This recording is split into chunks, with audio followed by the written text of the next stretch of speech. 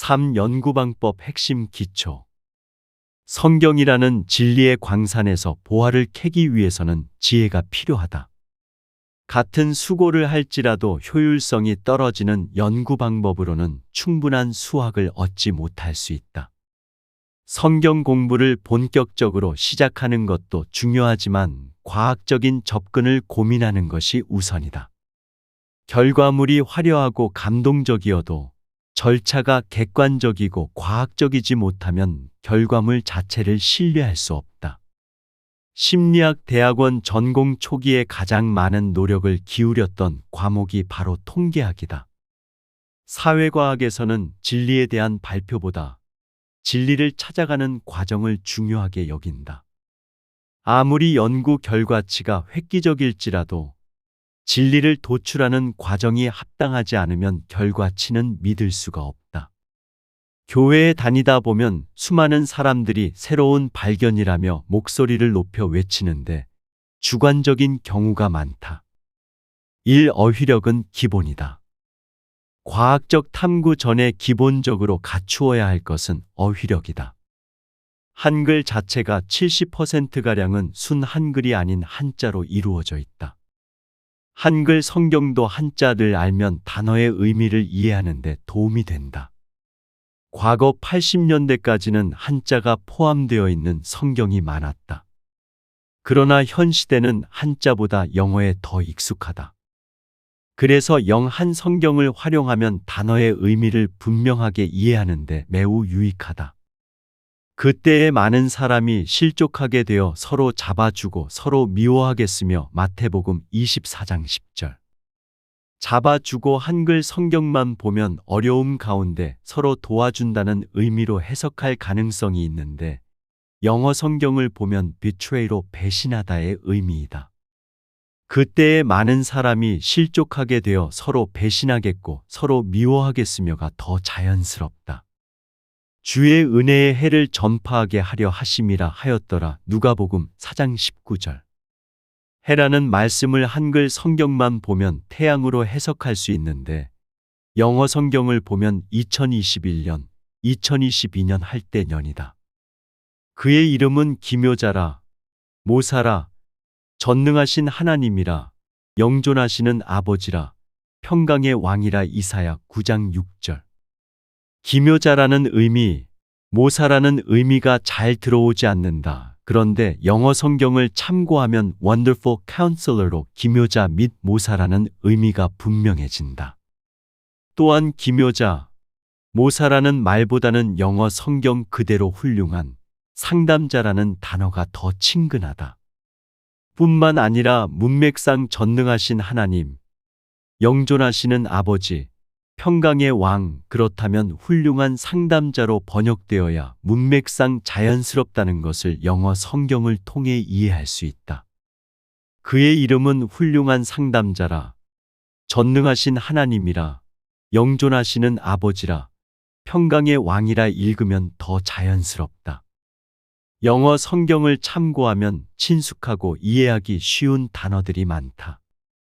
애굽 이꼬르 이집트, 바사 이꼬르 페르시아, 헬라 이꼬르 그리스, 블레셋 이꼬르 팔레스타인, 바로 이꼬르 파라오, 가이사 이꼬르 시저, 감람산 이꼬르 올리브산, 베드로 이꼬르 피터, 요한 이꼬르 존, 바울 이꼬르 폴, 히데겔 이꼬르 티그리스 등.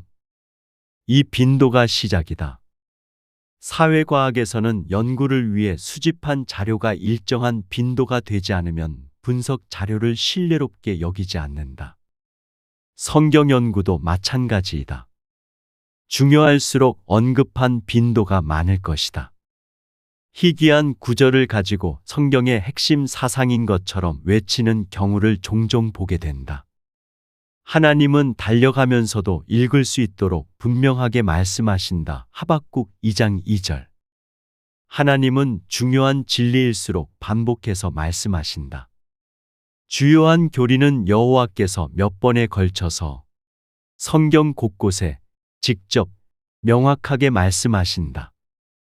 하나님은 결코 주요한 교리를 희귀한 구절이나 모호한 비유의 말씀으로 선포하지 않으신다.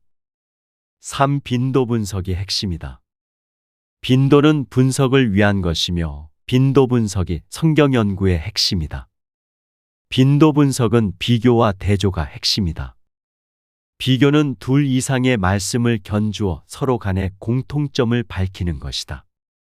대조는 둘 이상의 말씀을 견주어 서로 간의 차이점을 밝히는 것이다. 유월절의 의미를 탐색하기 위해 세 가지로 접근할 수 있다. 첫째로는 단어를 분석하는 것이다. 유월절의 한자 분석을 통해 넘을 유, 넘을 월로 넘는다는 의미가 핵심임을 유추할 수 있다. 영어 성경을 보면 유월절은 패스오버로 지나치다, 넘어가다라는 의미가 핵심임을 유추할 수 있다.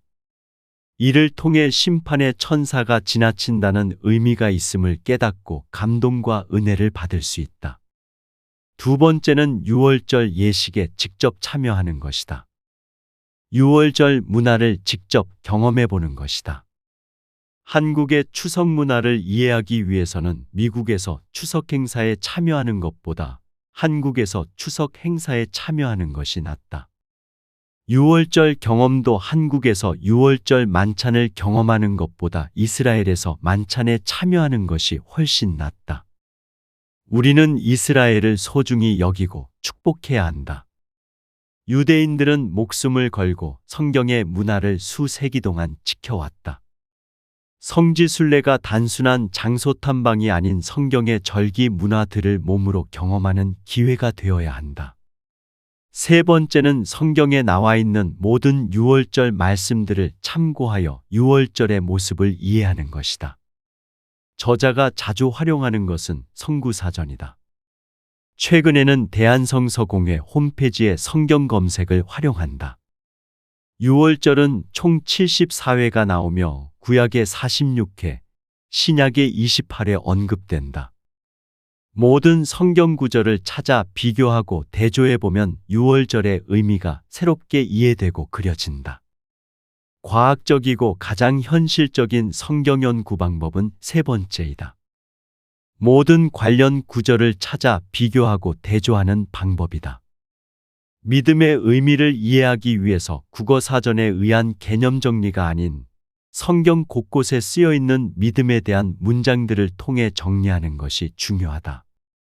믿음이 언급된 성경 말씀들을 모두 찾은 후 공통점과 차이점 등을 정리하는 비교와 대조가 중요하다. 비교와 대조를 통해 믿음의 의미를 이해하고 그려봄으로 결론을 추론하는 것이 보다 안전하고 정확하다.